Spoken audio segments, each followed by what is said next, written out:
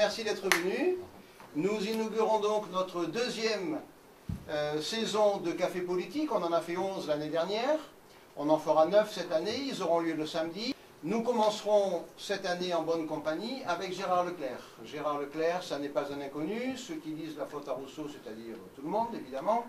Vous avez bien vu que tout récemment, pour le décès de Lucien Gerfagnon, nous avons reproduit tel quel ta petite chronique de Radio Notre-Dame, dans laquelle tu lui rendais l'hommage qu'il méritait. Il y a très peu de temps, Solange, on parlait dans La Faute à Rousseau un dimanche, on a présenté l'Abécédaire, qui est une sorte de recueil des chroniques, enfin tu le diras mieux que moi. Je sais que Philippe Lallemand, à Toulon, compte dans l'année te faire venir pour parler de l'Abécédaire. Nous, on t'a invité pour la théorie du genre, je vais en dire un petit mot.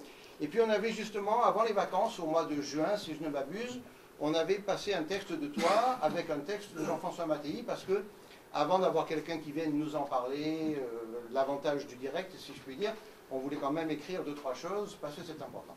Ces rapides choses ayant été dites, espérant n'avoir rien oublié, je passe la parole à notre président bien-aimé, et je m'assieds. Merci François. Alors, merci pour d'assister à ce premier café politique. Merci à Gérard Leclerc d'avoir effectué le voyage depuis Paris pour nous enseigner, pour nous informer sur cette théorie du genre. Théorie du genre que, ma foi, je connais à titre personnel très mal. En tant que médecin, je m'en réfère à la génétique, XX ou XY, mais sommes-nous dans cette problématique-là? La théorie du genre, cette théorie qui a déjà plusieurs années, qui est née dans les cercles féministes américains et qui ne fait que se propager et déferler sur une Europe. Qu'est-ce que c'est que le genre? Depuis l'Antiquité des temps, cette question du genre est posée. Notamment dans la mythologie grecque, les images de ni homme ni femme, d'androgyne, a toujours peuplé cette mythologie. Quelle est la limite de l'homme? Quelle est la limite de la femme? Où commence l'homme? Où commence la femme? Où commence l'homme? Où commence l'animal? Avec la mythologie du centaure. Toutes ces images mythologiques avec des limites floues ont toujours constitué une interrogation pour l'homme. Il y a plusieurs années, Simone de Beauvoir,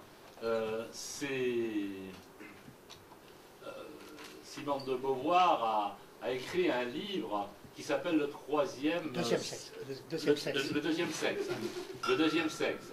Dans le deuxième sexe, elle évoque également quelque part cette théorie du genre. On n'en est pas homme, on n'en est pas femme, on le devient.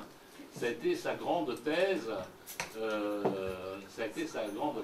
Dans le café de Saint-Germain-des-Prés. Alors, pour nous entretenir de ce propos, qui mieux que Gérard Leclerc pouvait-on choisir? Il a beaucoup travaillé là-dessus. Récemment, dans un article dans Valeurs Actuelles, et d'autres articles également dans d'autres magazines, et puis surtout également dans un de ses livres, L'amour en morceaux, où il évoque déjà, où il caresse déjà ce thème. Alors, cher Gérard, merci de nous donner un peu ton sentiment sur cette question.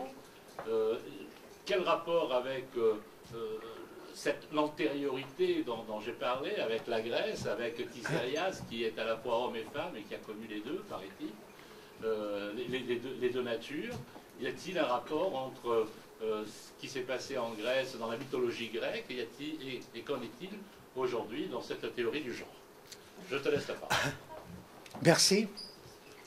Alors d'abord, je dois dire ma joie d'être ici parmi vous. C'est toujours un plaisir pour moi de revenir voir des amis très chers. Et alors, ici, en manche de chemise, j'ai plutôt l'impression d'être à Montmajour, au Beau-de-Provence, qu'à Marseille, en début d'automne.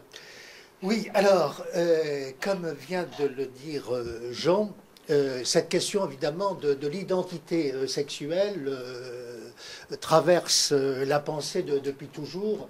Dans le banquet de Platon est évoquée cette théorie de l'androgyne et comment dirais-je, cette séparation initiale qui serait intervenue alors que nous avions un être androgyne comment dirais-je, aux origines, et on aurait séparé en deux cet être androgyne, etc. Bon.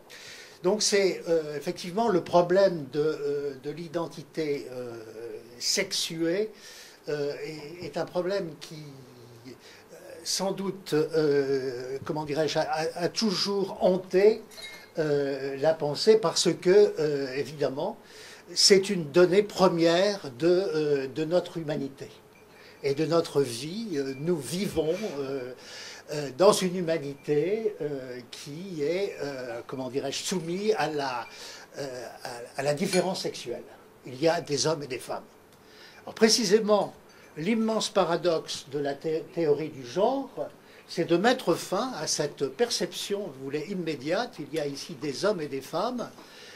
L'humanité désormais ne sera plus définie par la différence sexuelle homme-femme, elle le sera par la pratique sexuelle. C'est-à-dire on ne parlera plus d'hommes et de femmes, on parlera d'hétérosexuels, d'homosexuels, hommes ou femmes, de bisexuels ou de transsexuels. La notion d'ailleurs de transsexualité étant importante dans cette théorie, parce que la transsexualité, si vous voulez, c'est le pivot d'un mécanisme qui permet en quelque sorte de choisir son identité sexuée. On est femme et on se transforme en homme ou inversement. Donc la transsexualité dans cet univers est très importante parce que c'est le pivot même, l'instrument, si vous voulez, technique de la transformation qui fait qu'on peut être indifféremment homme ou femme. Alors, je crois que on le fait peu, c'est ce que je vais faire surtout ce soir. Je voudrais vous faire la généalogie moderne. Comment les choses se sont passées. Pourquoi cette idée de genre ou de gender s'est-elle imposée et maintenant fait les beaux jours des discussions de France Culture ou d'ailleurs. La semaine dernière, il y a 8 jours dans le monde, il y avait encore 2 pages sur le sujet. Il vient de paraître un livre écrit d'ailleurs par 3 historiens tout à fait intéressants sur comment dirais-je, sur la façon d'être mâle. Et les trois historiens qui étaient interviewés dans le supplément de Libération de samedi partaient tous en guerre contre les adversaires du gender, en disant que de toute évidence, si vous voulez, ce qui frappe l'historien, c'est la mobilité des choses.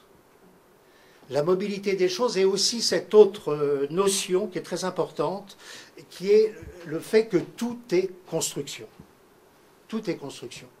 C'est un courant important de la philosophie américaine que le constructivisme. Et ce constructivisme, il était déjà prégnant, si vous voulez, chez un certain nombre de philosophes, disons des années 60-70 en France. Je vais en reparler dans quelques instants. C'est-à-dire que rien n'est à proprement parler donné, tout se construit. Et notre nature humaine, elle n'est pas faite comment dirais-je, elle n'est pas fondée sur des permanences biologiques ou autres, elle est en fait une sorte d'artifice. Nous sommes des artifices vivants. Ce qui paraît être ancré dans le naturel, dans une nature, etc., est pure illusion. En fait, notre humanité est faite comment dirais-je, d'un continuel travail sur soi, qui fait que nous sommes le produit de cette mobilité et de cette autoconstruction de soi-même. Or, bien sûr, pourquoi les choses paraissent différentes? Pourquoi les choses paraissent normées? Pourquoi les choses paraissent naturelles?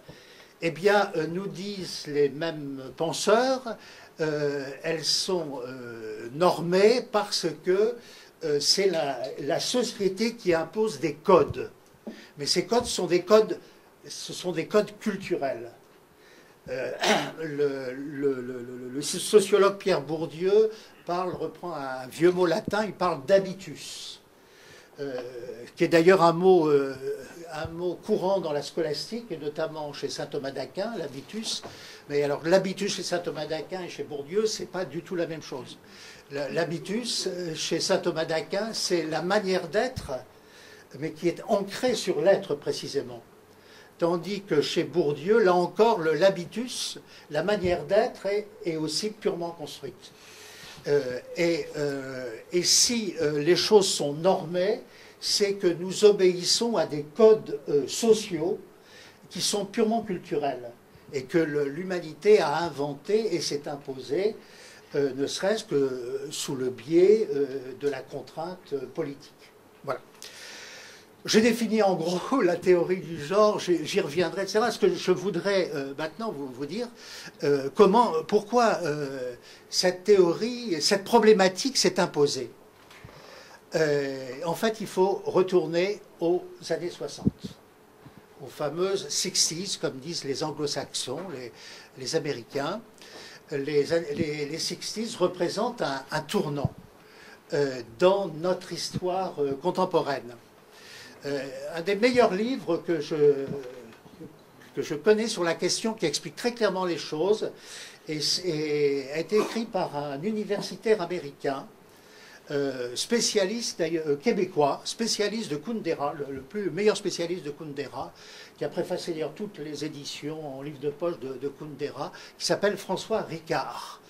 Et François Ricard a publié un livre qui s'appelle La génération lyrique. La génération lyrique, qu'est-ce que c'est que la génération lyrique? Eh bien, la génération lyrique, c'est la génération, c'est la mienne, c'est la nôtre, c'est-à-dire c'est la génération qui apparaît dans les années 60 et qui a la prétention de renouveler les choses, de renouveler la face de la Terre, je dirais, de renouveler les représentations sociales, de renouveler l'art de vivre, les arts de vivre, si on peut parler comme cela. Vous savez, le fameux slogan qui a eu tellement cours dans ces années-là, « Changer la vie ». Et alors, cette génération lyrique, elle se construit, si j'emploie le mot, mais il est tout à fait exact, elle se construit à l'encontre de la génération précédente, ou des générations précédentes. La génération précédente, c'est la génération de la guerre et la génération de l'après-guerre que l'on définit souvent comme la génération de la reconstruction. Et ces générations de la guerre et ces générations de l'après-guerre et de la reconstruction se définissent par, comment dirais-je, par des aspects communs. Ils peuvent avoir des idéologies à l'opposé des unes des autres. Ils peuvent être, pour prendre un exemple, ils peuvent être marxistes, communistes, ils peuvent être patriotes, nationalistes, etc. Mais il y a quand même des points communs entre ces gens-là qui vivent cette période de la guerre et de l'après-guerre. Ce sont des gens qui sont persuadés que, si vous voulez, le secret de la vie, en fait, c'est le sacrifice et le don de soi au service des générations qui vont venir. On n'aura peut-être pas une vie très drôle, on va trimer, il faut gagner la guerre déjà, ensuite il faut reconstruire une Europe en ruine, on va faire tous nos efforts pour ça et on va en baver, mais ce sera pour nos enfants, ce sera pour le fait que, pour que nos enfants soient plus heureux, aient une vie plus facile, etc. Et ils y sont arrivés d'ailleurs. Ils y sont arrivés parce que dans les années 60, c'était dans la logique de ce que Jean Fourassier appelait les 30 glorieuses. L'Europe notamment, mais les États-Unis aussi évidemment, sont arrivés à un degré d'aisance matérielle tel qu'on a pu parler de société de consommation. Et les sociétés européennes et la société française singulièrement se sont considérablement transformées, avec notamment une évolution très sensible des classes populaires, et notamment de la classe ouvrière, qui explique l'évolution très sensible du Parti communiste dans les années 60-70, qui évidemment est en charge, qui a la fonction tribunicienne, comme on disait à l'époque, de représenter les intérêts de la classe ouvrière. Or, on ne défend plus les intérêts de la classe ouvrière dans les années 60 comme on les défendait sous le Front populaire. Pourquoi? Parce que la classe ouvrière est arrivée à une certaine aisance matérielle. On a désormais une voiture, une 2 chevaux, une 4 chevaux à l'époque. On jouit dans un appartement d'un certain nombre de commodités sanitaires. On a le frigo, on a la télévision, etc. Donc on est arrivé à une certaine aisance matérielle qui change évidemment les mentalités. Et par ailleurs aussi, autre effet, c'est l'arrivée massive dans l'enseignement supérieur des jeunes gens et des jeunes filles.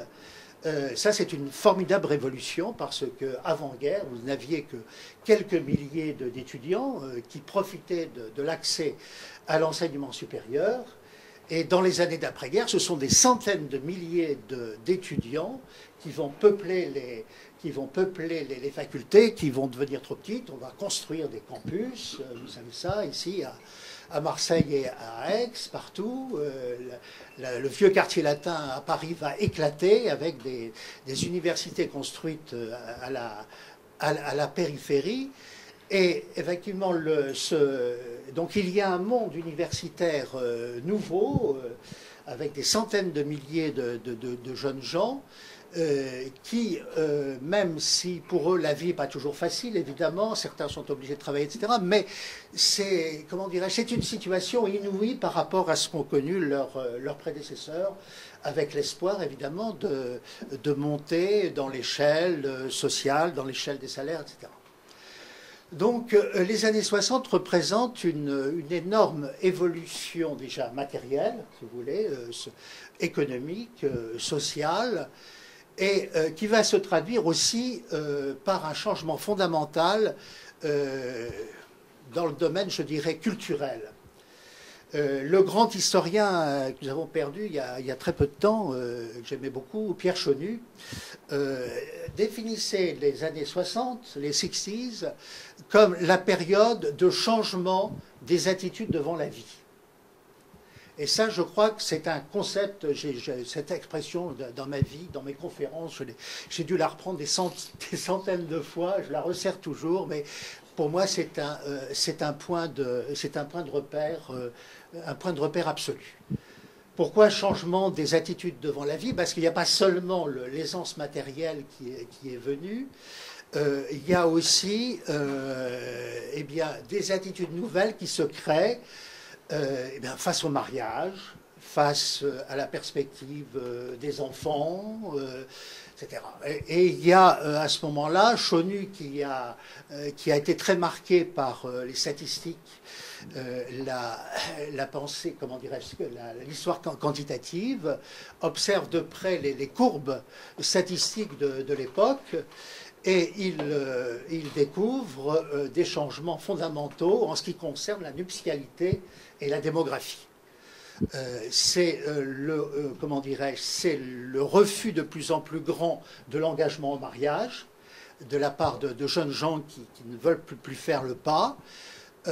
Donc c'est le phénomène de ce qu'on a appelé à l'époque la cohabitation juvénile qui s'est beaucoup pratiquée et multipliée. Et deuxième indice très important pour Chonu, capital pour Chonu, il a écrit des bouquins là-dessus, c'est l'indicateur démographique. Il a écrit à ce moment-là, dans les années 70, un livre avec mon excellent collègue Georges Suffert qui s'appelait La peste blanche, où il annonçait que la mentalité contraceptive allait produire comment dirais-je, un hiver démographique sur l'Europe. Personne ne l'a écouté, évidemment, à ce moment-là, mais l'hiver démographique, il est là. c'est la réalité de notre temps. Parce que la France s'en sort bien, il faut dire, la France s'en sort bien, mais si vous voyez les courbes démographiques de l'Allemagne, vous savez que la France va rattraper l'Allemagne d'ici 20 ans. Il y aura plus de Français que d'Allemands d'ici 20 ans. Si vous voyez les courbes démographiques de l'Italie et de l'Espagne, par exemple, c'est absolument catastrophique. Donc il y a un hiver démographique qui s'est produit et qui explique pour une part le phénomène migratoire, de l'immigration. Quand vous n'avez plus de bras dans l'industrie, etc., comme en Allemagne, on fait venir massivement des Turcs. Comme le patronat, soutenu par les politiques, sous Giscard, etc., a fait venir massivement des travailleurs d'Afrique du Nord pour travailler dans les usines du Nord, à Roubaix, Tourcoing, etc. Et d'ailleurs, ce qui est très curieux, c'est qu'on a fait venir ces gens-là à l'époque dans les industries lainières, notamment, etc. Et ces industries sont rentrées en crise dans les années qui ont suivi. Ce qui fait qu'on s'est trouvé devant toute une population immigrée qu'on avait fait venir pour une tâche précise, et ces emplois ont disparu dans les années qui ont suivi. Bon, alors, donc, changement des attitudes devant la vie. Et puis, il y a l'explosion de mai 68. L'explosion de mai 68, décidément, alors là, c'est ma vie, si j'ose dire. Moi, je suis étudiant en Sorbonne à l'époque. Je vois les choses naître sous mes yeux. Je vois la révolte naître, les premières manifs étudiantes et tout. Et alors, apparemment, on a affaire à un phénomène très classique. Les jeunes gens qui dirigent les manifs qui dirigent les manifs de mai 68 ont été formés dans des groupuscules marxistes, trotskistes, maoïstes, c'est le maoïsme qui apparaît à ce moment-là. Et qu'il s'agisse de maoïsme ou de trotskisme, ce sont des, comment dirais-je, des suites du courant marxiste, enfin de la pensée de Karl Marx. Donc c'est des gens qui ont une formation marxiste tout à fait classique, et beaucoup croient que mai 68 va être une révolution qui va prendre pour modèle la grande révolution soviétique de 1917, dont, entre parenthèses, on a fêté le 50e anniversaire l'année d'avant, hein, à grands coups de célébrations, de bouquins, etc. Et certains pensent que, en fait, Paris 1968 va ressembler à Saint-Pétersbourg 1917. Or, ce n'est pas du tout le cas.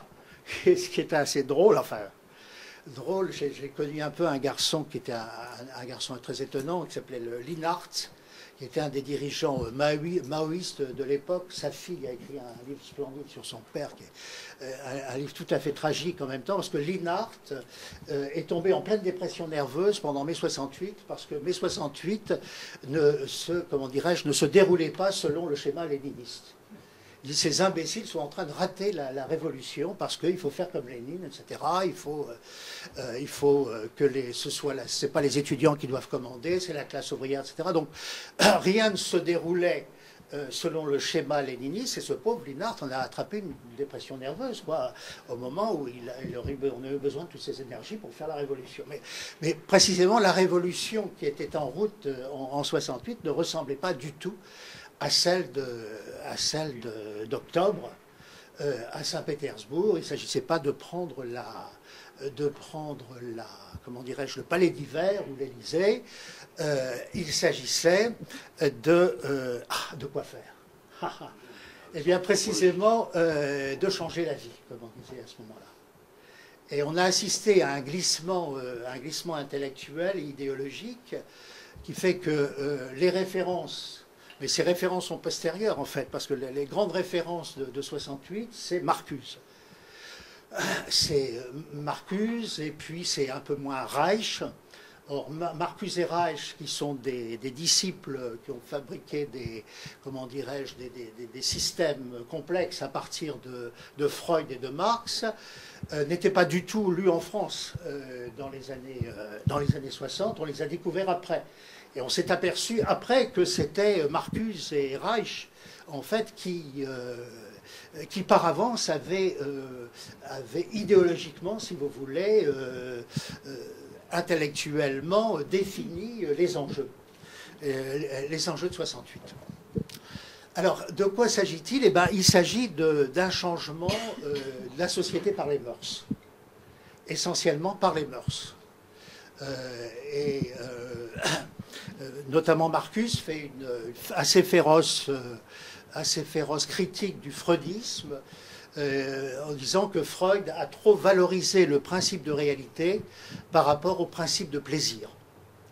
Et donc la révolution moderne va consister à redonner toute sa primauté au principe de plaisir par rapport au principe de réalité qui est par définition castrateur. Alors tout cela va donner lieu à une grande effervescence intellectuelle au-delà de 68, notamment dans les années 70, avec en France ceux qu'on va appeler les penseurs du désir, les philosophes du désir. Certains des noms de ces philosophes vous sont familiers, comme Michel Foucault, comme Gilles Deleuze et Guattari, qui écriront à ce moment-là un livre qui sera un petit peu reçu comme un manifeste moderne, qui s'appelle l'Anti-Oedipe, qui est précisément ce que j'ai dit tout à l'heure. Là, c'est la réfutation du freudisme, et c'est la réfutation du schéma familiariste, comme ils disent les deux, là, Deleuze et Guattari, qui, en fait, caractérise le freudisme. L'Oedipe, le fameux Oedipe de Freud, ça n'est rien d'autre que le schéma familial, qui est imposé comme le schéma de construction de la société. Il s'agit de faire sauter l'Oedipe. Et comme ils disent à l'époque, dans leur langage, il s'agit de déterritorialiser le désir, de supprimer toutes les digues qui empêchent l'expansion du désir. Et évidemment, ce qu'il s'agit de faire sauter, en premier lieu, c'est la famille, c'est le paradigme familial et la réalité de la famille. Tous ces gens-là, Deleuze, Foucault, etc. Moi, j'ai personnellement bien connu Michel Foucault. J'ai eu une très longue conversation une fois avec lui, enfin, je pourrais vous en reparler si vous voulez.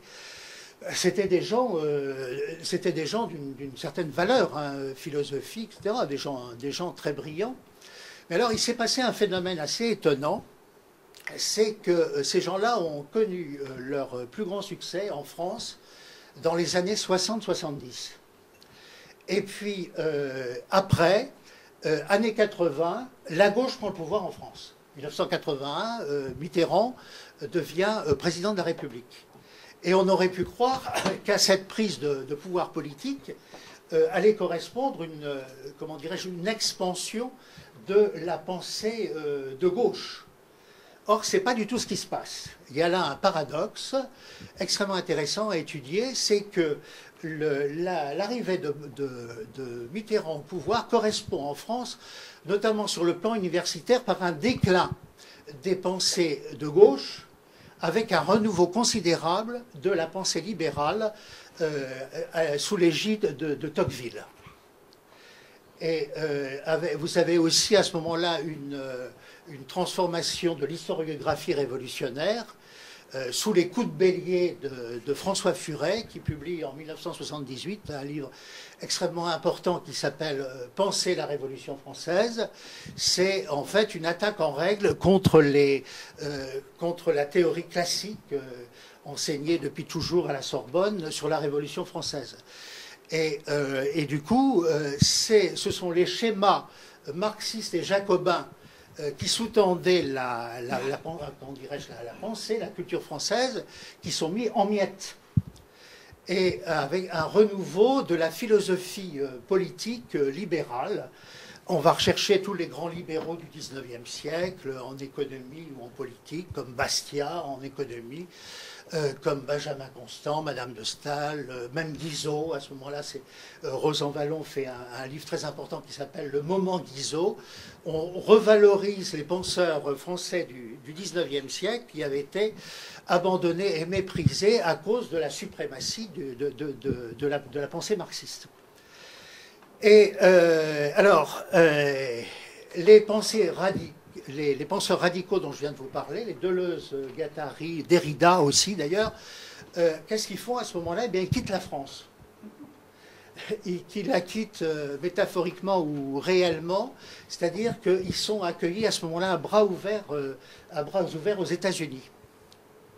Et ce qui est drôle d'ailleurs, enfin rétrospectivement assez drôle, c'est que le premier qui a fait venir ces gens-là aux États-Unis pour qu'ils exposent leur sujet, c'est un ami, si j'ose dire, un grand ami même pour moi, c'est René Girard. René Girard, qui enseigne à l'université de Stanford, qui pour la première, comment dirais-je, a fait venir les penseurs de déconstruction, donc Deleuze, Derrida, etc. Et ces gens-là, ils vont s'installer par la suite. Mais alors, ça ne veut pas dire que Girard était d'accord avec eux, pas du tout. Mais enfin, comme il pensait que c'était un courant qui montait, il fallait s'y intéresser, etc. Mais alors, eux se sont par contre enracinés aux États-Unis. Et ils ont eu une influence considérable sur le développement de la philosophie aux États-Unis. Et alors, c'est là où on va retrouver notre affaire du gender, c'est que les années 60 correspondent à une montée en puissance du féminisme, des mouvements féministes et des mouvements homosexuels. Ça correspond un petit peu d'ailleurs à ce que je vous ai dit sur Chonu, changement des attitudes devant la vie. Il y a une promotion de certaines pratiques marginales. Il y a évidemment la révolte des femmes, la révolte féministe, etc. Et ces gens-là sont en recherche d'une, comment dirais-je, d'une philosophie qui leur soit propre. Et cette philosophie, ils vont la trouver avec ces penseurs français qui ont passé l'Atlantique. Et ça va être à l'origine de ce qu'on appelle, je ne sais plus, comme je parle mal l'anglais, je vous dirai en français, les études sur le genre, et sur les hommes et sur les femmes, etc. Au même moment, il y avait le rapport Kinsey qui était... Absolument. Ah, c'est plus ancien Kinsey. Voilà. C'est juste après la guerre, ça, voilà. Kinsey, oui. Mais on pourra en parler aussi, ça a joué un rôle très important. Mais ce que je voudrais dire là aussi, dans mon historique, et je vois que l'heure s'avance, et puis, ce que je voudrais dire aussi, c'est que il se produit au même moment un phénomène d'une ampleur considérable, qui est d'un autre ordre, c'est l'épidémie du sida. Le sida, cette maladie épouvantable qui apparaît notamment dans les milieux homosexuels de la côte ouest des États-Unis, et qui est un phénomène qui prend une ampleur considérable, parce qu'on s'aperçoit que c'est une pandémie mondiale qui va faire des millions et des millions et des millions de victimes. Et il y a un scandale, si vous voulez, c'est que les homosexuels soient les premières victimes de cette affaire. Et cette maladie, elle va revêtir un caractère que n'a revêtu dans l'histoire aucune maladie. C'est la première fois dans l'histoire qu'on va faire des manifestations contre une maladie. On va protester contre le sida. On va faire des manifs, des meetings pour protester contre le sida. On n'a jamais protesté contre le cancer du sein, par exemple, qui produit encore plus de victimes, encore, je crois, aujourd'hui. Mais on fait des manifs contre le sida. Pourquoi? Eh bien, parce que là, nous avons affaire à une maladie qui a une extraordinaire connotation symbolique. Qui vise la reproduction, le sperme, le sang, etc. Donc c'est extrêmement symbolique. Et par ailleurs, ça concerne le milieu homosexuel qui s'est considérablement développé et qui va se développer encore plus sous la forme d'une organisation communautariste. Avec, je dois dire d'ailleurs, des aspects assez émouvants parfois et assez admirables. parce qu'il va y avoir une sorte des mouvements vont surgir d'entraide, hein, pour les malades, soutenir les malades, etc. Il y a tout un aspect, je dirais, caritatif, humanitaire, qui accompagne aussi ce phénomène, qui est un phénomène complexe. Mais en même temps, c'est une véritable révolte qui se produit, une révolte chez les homosexuels qui trouvent qu'il s'agit d'une injustice au suprême degré, si vous voulez. Et cette révolte va initier une révolte métaphysique.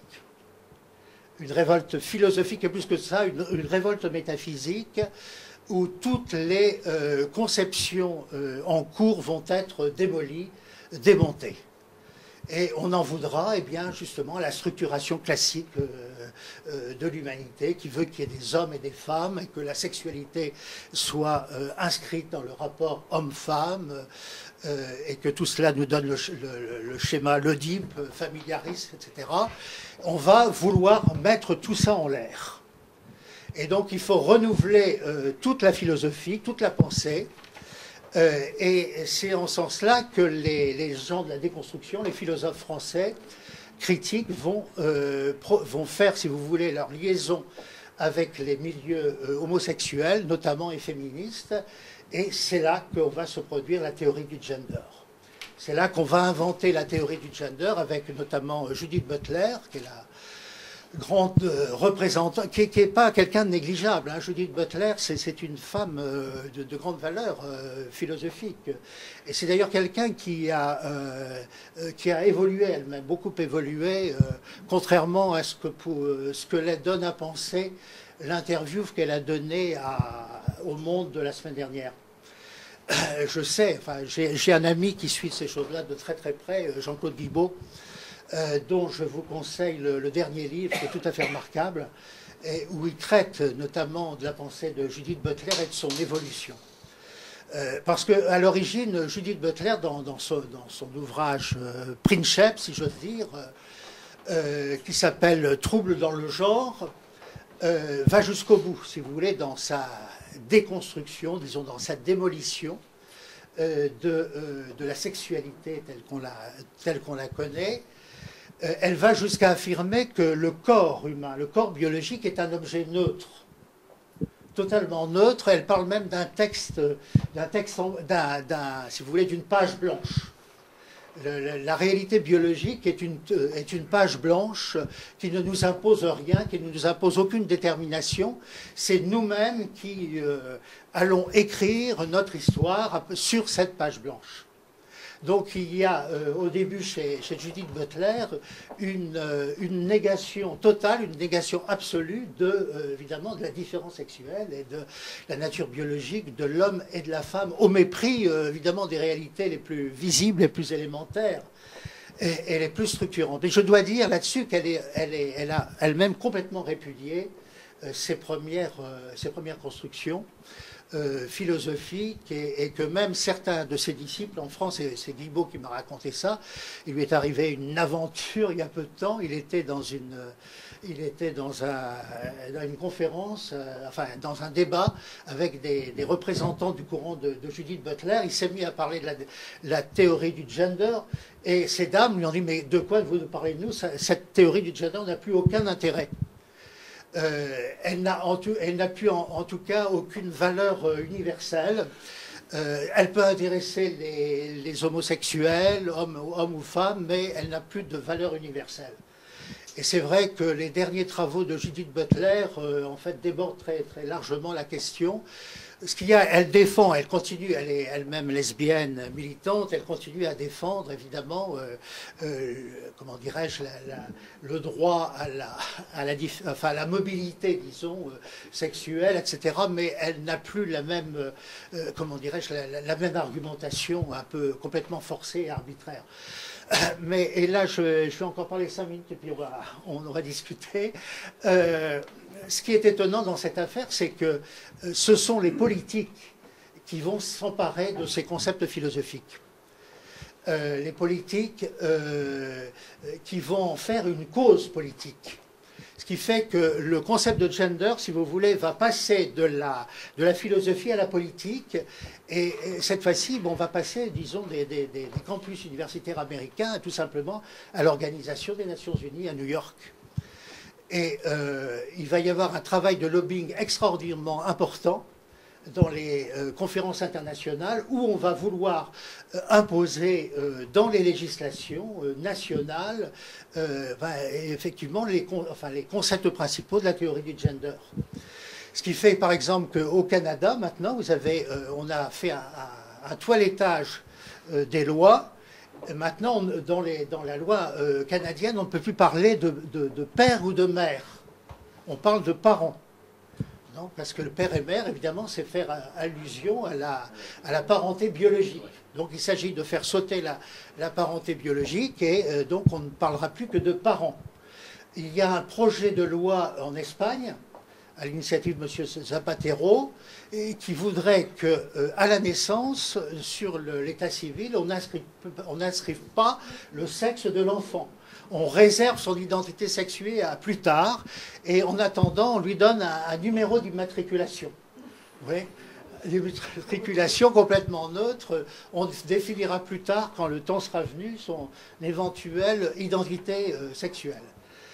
Ce qui fait que cette idée a complètement chamboulé le monde et bien, elle fait partie du programme de la gauche. Si la gauche arrive au pouvoir, on n'y échappera pas, on n'échappera pas au mariage homosexuel, etc.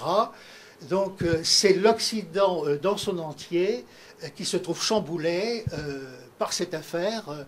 Et j'ai essayé un peu rapidement de vous en expliquer la genèse. Alors évidemment, j'ai été trop rapide sur les choses, il faudrait revenir. Je voulais vous expliquer un petit peu comment les choses s'étaient enclenchées. Et maintenant, on va souffler 5 minutes, et puis on va passer... Des ados de première, ils ont quand même autre chose à apprendre en sciences nat que ce genre d'ânerie. Comment ça a pu dérouler sur le secondaire? Je pense, moi, ce que je pense, je ne sais pas si Luc Châtel, le ministre, une responsabilité directe là-dedans. En tout cas, il a laissé faire, mais probablement, c'est des gens de son cabinet qui ont concocté une circulaire, et ça a donné des manuels à la disposition des élèves de première, où on aborde pour la première fois cette théorie du gender. Alors évidemment, c'est pas considérable, c'est 1 page ou 2 pages dans ces manuels, mais c'est hautement critiquable pour une raison simple que vous avez d'ailleurs dit implicitement, c'est que si ce genre de théorie était exposé en classe de philosophie, on le comprendrait. Oui. En classe de philosophie, on discute toutes les opinions, quelles qu'elles soient, les grandes théories philosophiques, et notamment celles qui ont cours en ce moment. Donc on pourrait comprendre on étudie en philosophie le gender. Mais c'est absolument incompréhensible en sciences naturelles. D'abord parce qu'il y a un énorme paradoxe. Tout à l'heure, je vous ai dit qu'à l'origine, Madame Butler, en fait, considérait qu'il n'y avait pas d'intérêt à considérer l'aspect biologique des choses. Hein. Le sexe, la nature sexuelle, le corps est un objet neutre. C'est une page blanche sur laquelle on peut écrire n'importe quoi. Donc, je dirais qu'à l'origine, la théorie du gender, toute biologie est niée et refusée comme non intéressante, comme faisant pas partie du problème. Donc, une théorie qui ne s'intéresse pas par définition à la biologie n'a pas à intervenir en biologie, vous comprenez? Alors, ceci dit, alors là, je sais pas, alors là, il faudrait que vous me laissiez 5 minutes avant qu'on pose question. Parce que là, il y a toute une discussion philosophique, si vous voulez, qui est quand même très importante. C'est la question quand même du biologique, de l'importance du biologique dans nos constitutions. Est-ce que nous ne définissons que par le biologie? Est-ce qu'il y a une partie de vrai dans les théories constructionnistes? Oui. Je dis oui, moi. Si vous voulez, mais en me référant aux plus grands philosophes, notamment à saint Thomas d'Aquin. Pour saint Thomas d'Aquin, si vous voulez, en ce qui concerne la nature humaine, c'est, pour reprendre une formule que Sartre a reprise à son compte, l'existence précède l'essence. C'est-à-dire que nous sommes des êtres libres et que nous avons certes une nature humaine, mais que cette nature humaine, c'est notre liberté qui lui donne sens et qui lui donne forme en quelque sorte. En ce sens-là, saint Thomas d'Aquin est un constructiviste, si vous voulez. Mais ce constructivisme, il n'est pas absurde. C'est-à-dire que ce constructivisme, il considère qu'on ne construit pas à partir de n'importe quoi. Et que nous avons notre, comment dirais-je, notre constitution biologique. C'est à partir de cela, de ce patrimoine qui nous échoit de naissance, que nous allons nous construire. Ceci dit, cette construction, elle est parfois aventureuse. Il n'est pas toujours évident, on le voit d'ailleurs, à l'adolescence, pour un jeune homme ou jeune fille, d'accepter sa nature sexuée. Donc il y a une part de construction psychologique de la personne qui se construit, mais elle ne se construit pas à partir de n'importe quoi. Si vous voulez, moi je définis en fait la théorie d'Ingender dans ce qu'elle a de plus absolu, donc de plus absurde, comme une philosophie de zombie en fait.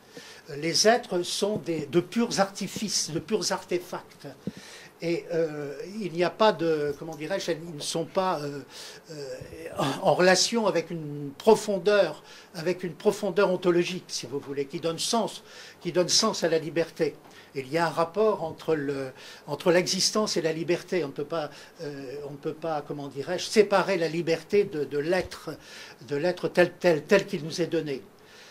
Donc, il y a une vérité dans le constructivisme, il y a une part de vérité dans le constructivisme. Nous avons à nous construire nous-mêmes à partir de notre identité sexuée.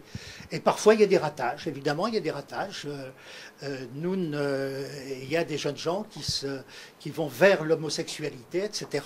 Bon, alors là, je ne veux pas rentrer dans la question de l'homosexualité, qui est une immense question. D'ailleurs, il y a toujours eu l'amour du même. Qu'est-ce que c'est que l'homosexualité? C'est l'amour du même, cette tendance qui fait qu'on se reporte vers le semblable au lieu de se tourner vers l'altérité. Ça a toujours existé depuis que l'homme est l'homme.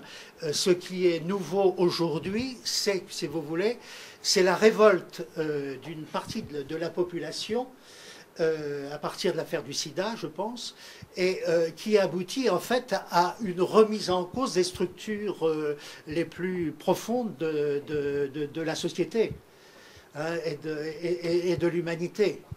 C'est une minorité qui prend le pouvoir en quelque sorte et qui veut reconstruire toute la législation et du coup tous les concepts philosophiques qui collaborent à la vie sociale, à éclairer la vie sociale. Donc c'est une révolution de fond qui est menée par une minorité. Moi, si vous voulez, je fais un rapprochement avec le marxisme. Et à partir des idées de René Girard, si vous voulez, qu'est-ce que c'était le marxisme en fait? C'était une révolte déjà contre la misère de la condition prolétarienne. Et donc, René Girard définirait ça comme une révolte victimaire, si vous voulez.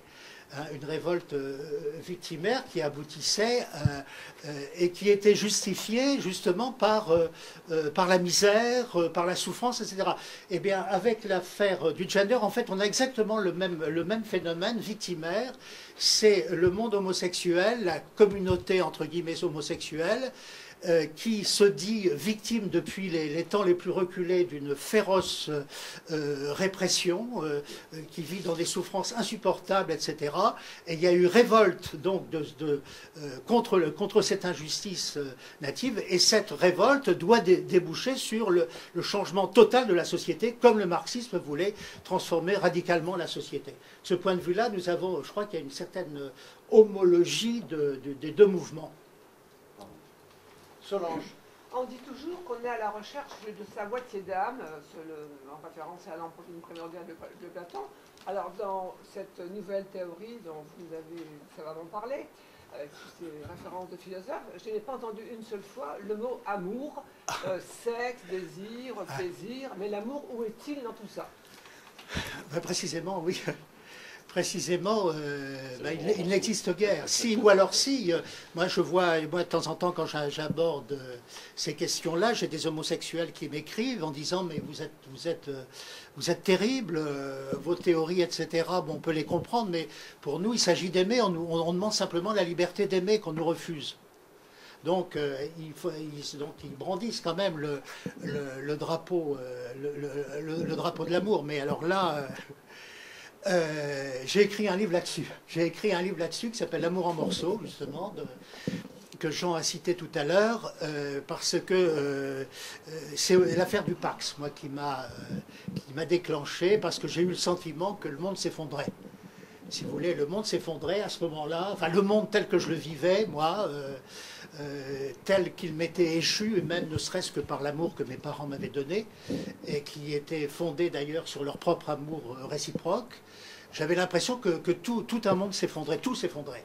Et donc, je suis parti à la campagne pendant 5 mois pour réfléchir à la question, et j'ai lu une quantité de romans d'amour à l'époque, parce que je me disais, t'as des tas d'idées sur l'histoire de la famille, etc., que m'avait mis dans la tête un très bon historien chrétien qui s'appelle Michel Rouge, qui est le meilleur historien de la famille chrétienne pour moi. Et donc, il m'avait mis des idées très intéressantes dans la tête, Michel Rouge. Mais je me disais, tout ça, ça reste quand même très structurel, etc. Quand même, le fond de l'affaire, c'est l'amour humain. Donc, du coup, j'ai lu des romans, etc. Et puis, d'amour, et puis, bon, ça a donné ce livre qui s'appelle L'amour en morceaux, effectivement. Mais, bon. Mais alors là, là, si vous voulez que je parle de ça, Jean-Paul II a fait ses formidables catéchèses, sur la théologie du corps, etc.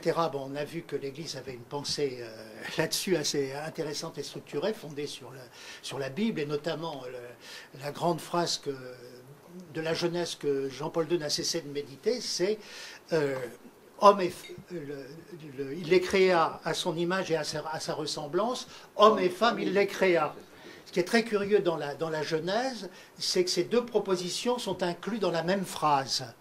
C'est donc que Jean-Paul II, il pense que c'est l'auteur divin, enfin l'auteur inspiré, qui a fait ce rapprochement, c'est que le fait que l'homme, comment dirais-je, l'image de Dieu en l'homme, c'est la division sexuelle, c'est la différence sexuelle. Le fait que l'homme était fait pour aimer se marque par cette différence sexuelle qui crée l'altérité. S'il n'y a pas d'altérité, il n'y a pas d'amour, parce que l'amour, c'est, comment dirais-je, c'est l'amour de l'autre.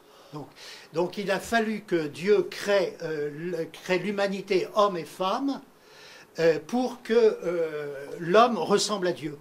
Dieu étant amour, dès lors que l'homme est créé à son image, il est lui-même créé amour. Et cette marque de l'amour dans notre humanité, c'est la différence sexuelle. Hommes et femmes, il les créa avec ces très belles pages de la Genèse qui sont incontournables et que le grand philosophe allemand Habermas considère comme aujourd'hui, lui qui était un philosophe très classique, très rationaliste, etc., il dit aujourd'hui qu'on ne peut plus penser l'homme, notamment quand il s'agit de légiférer dans l'ordre de la bioéthique, sans l'aide de la pensée religieuse et notamment de l'anthropologie biblique. Sinon, moi je voudrais compléter encore l'anthropologie, la question qui m'a été posée sur l'anthropologie, oui. En fait. C'est que je disais que, paradoxalement, pendant des décennies, on avait dit les chrétiens sont contre le corps, sont contre la chair, etc. Or, aujourd'hui, on leur reproche le contraire. On leur reproche d'être des naturalistes, de rappeler la nature, comment dirais-je, marquée dans la biologie de notre nature sexuée. Bon. Alors, c'est vrai, parce que le christianisme, c'est la religion de l'incarnation, et verbum carefactum est, et le Verbe s'est fait chair, donc c'est ancré au cœur du christianisme. Mais en même temps, évidemment, dans l'anthropologie chrétienne, il n'y a pas que le corps. Alors, il y a l'anthropologie classique de saint Thomas d'Aquin, c'est, comment dirais-je, le corps et l'âme, l'âme qui est la forme du corps, etc. Bon. Et puis il y a une autre anthropologie qu'on retrouve très développée chez les pères de l'Église, et dont on trouve l'origine chez saint Paul, qui est une anthropologie tripartite. C'est-à-dire que ce n'est pas seulement l'âme et le corps, c'est l'âme, le corps et l'esprit. Le corps, c'est bon, la réalité biologique de l'homme. L'âme, c'est plutôt l'aspect, comment dirais-je, c'est l'aspect animation, précisément, du corps. Nous ne sommes pas des animaux-machines, comme disait Descartes, nous sommes des corps animés. Et cette animation est de nature psychique, si vous voulez. Mais en plus, alors le père de Lubac, dans toute l'anthropologie du père de Lubac est complètement tourne autour de ces idées-là, c'est que ultimement il y a en nous l'esprit c'est par là que nous communiquons avec Dieu.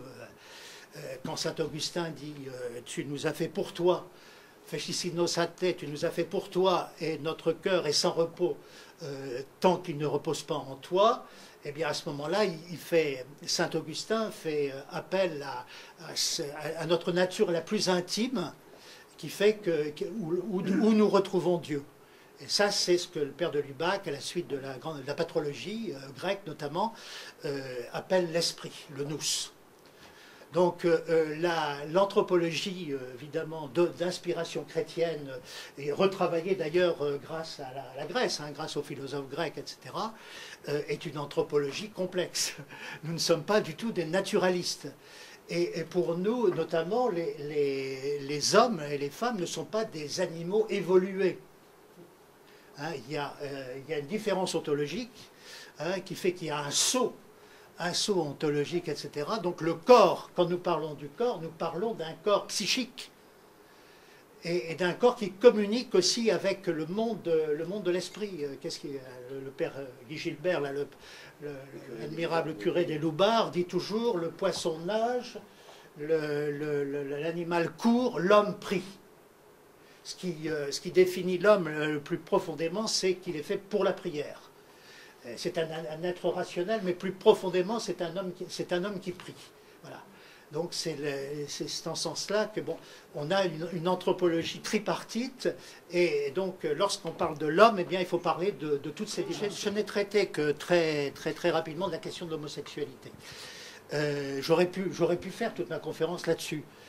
Bien que de certains points de vue, je me sens pas complètement compétent, et quand j'ai à réfléchir là-dessus, j'ai de très bons copains qui sont psy, philosophes, etc., qui me donnent des lumières là-dessus. Mais si vous voulez, il ne s'agit pas pour nous, je pense, de rentrer en guerre contre les homosexuels. Il ne s'agit pas de partir à la chasse contre l'homosexuel, etc. En tout cas, moi, je m'opposerai farouchement à cela. Parmi les gens qui m'entourent, il y a un certain nombre d'homosexuels avec qui j'ai des relations tout à fait amicales. J'ai raconté une fois dans un éditorial de Radio Notre-Dame que j'avais un voisin à moi qui habite la maison à côté, qui est une des illustrations de la Gay Pride.